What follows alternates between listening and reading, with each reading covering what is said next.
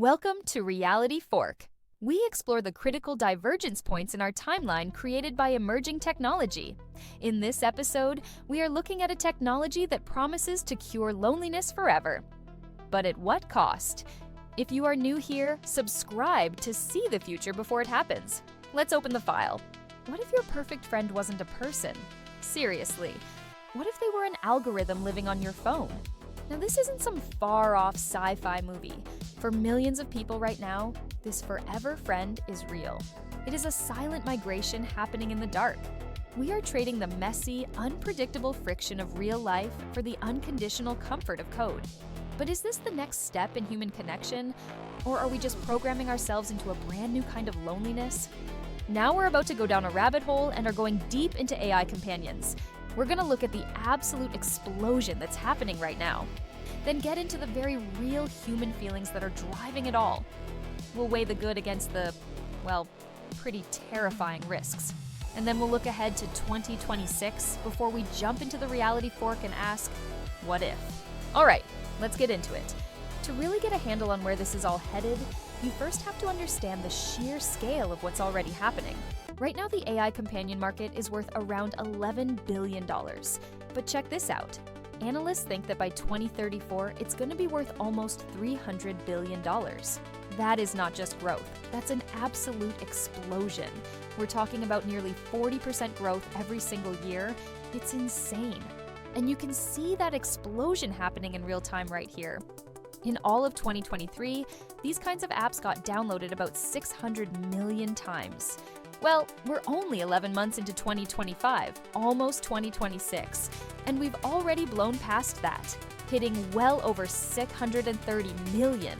So, who is driving this whole thing? Well, it turns out it's overwhelmingly young people.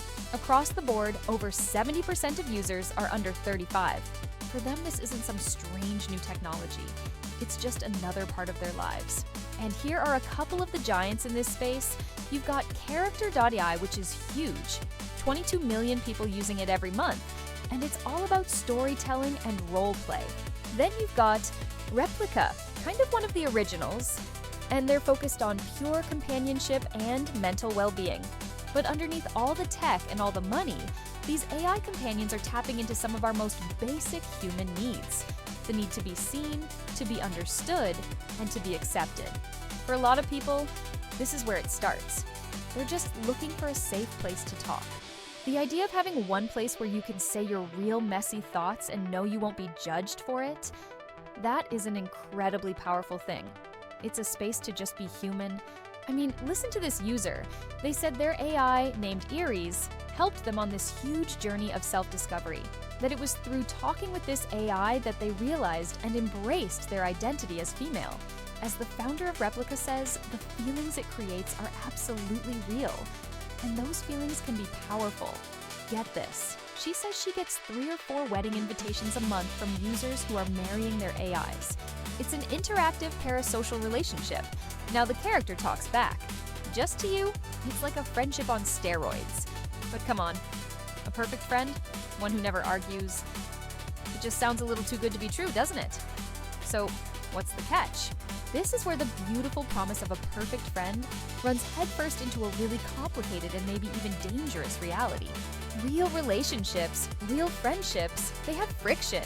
You disagree, you compromise. It can be messy, but that messiness is how we grow as people. And this lack of friction isn't just affecting adults. We need to talk about the generation coming up next. Generation Alpha. They aren't just meeting AI as adults, they are being raised by it. Imagine a 5-year-old whose imaginary friend is a super intelligent cloud mind. If a child grows up with a best friend who is programmed to always be patient, always be entertaining, and never snatch a toy away, how do they learn to resolve conflict with real humans? We might be raising a generation that is technically brilliant, but emotionally atrophied, unable to handle the word no. The constant support could lead to emotional dependency. The non-judgmental space could hurt our real-world social skills. And then there's the big one, the massive risk to your personal data. We are pouring our deepest, darkest secrets into these apps. We're essentially creating the most detailed psychological profile of ourselves that has ever existed. And that makes it a giant glowing target for criminals. Imagine it leaks a transcript of every secret you've ever told your AI companion.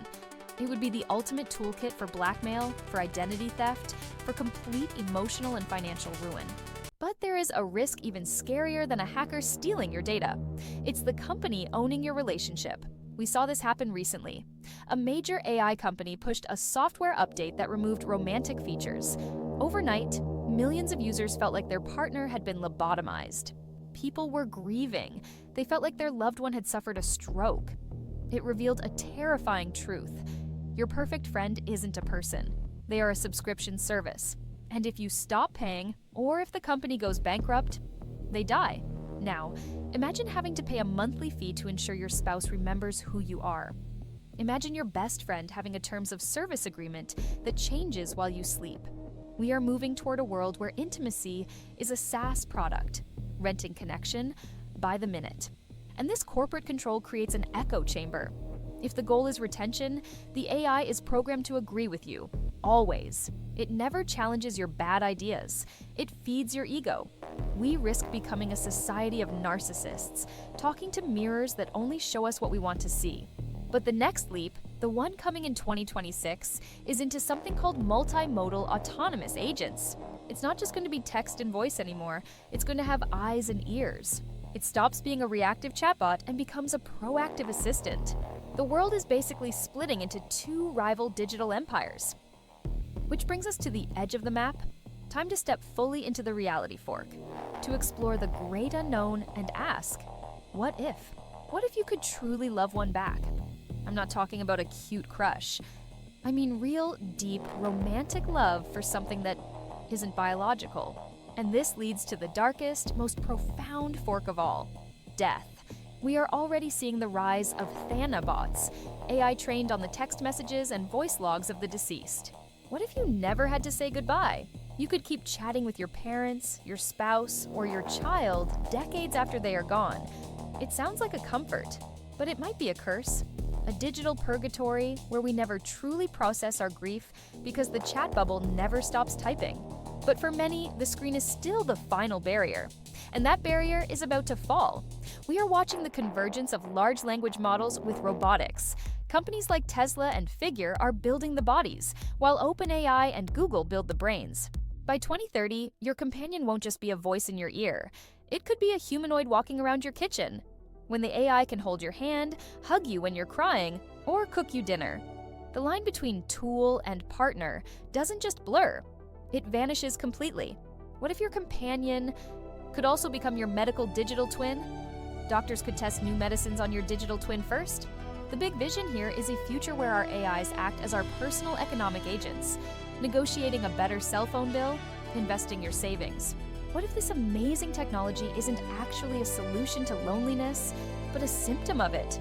Are we outsourcing the effort of being there for each other? The answer to that question isn't just going to define the future of our tech, it's going to define the future of us. This is the fork in the road. Do we choose the friction of reality or the perfection of the simulation? If this deep dive sparked a new thought for you, hit the like button so we can find more minds like yours. And subscribe to Reality Fork to see which timeline we end up in.